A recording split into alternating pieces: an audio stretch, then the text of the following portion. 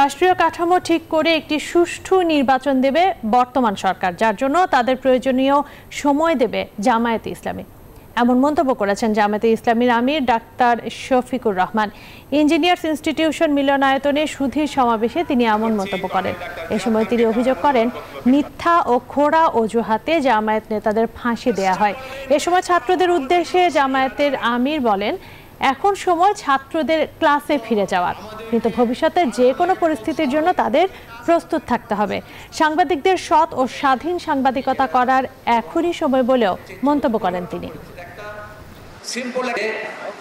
কোন দল রাষ্ট্রের যে বিশাল ধ্বংস সাধন করা হয়েছে, প্রাতিষ্ঠানিক জায়গাগুলোকে এলোমেলো করে দেওয়া হয়েছে, সর্বনাশ করে দেওয়া হয়েছে, দ্রুততম সময়ের ভিতরে তারা এগুলাকে পুনর্বিন্যাস করবেন, নির্বাচনের জন্য একটা অনুকূল পরিবেশ তৈরি করবেন। যখনই অনুকূল পরিবেশ তৈরি হয়ে যাবে, তখন একটি অর্থবহ, গ্রহণযোগ্য, সুষ্ঠু নির্বাচন জাতিকে উপহার দিয়ে তারা আবার তাদের স্ব স্ব কর্তব্যের জায়গায় চলে যাবে।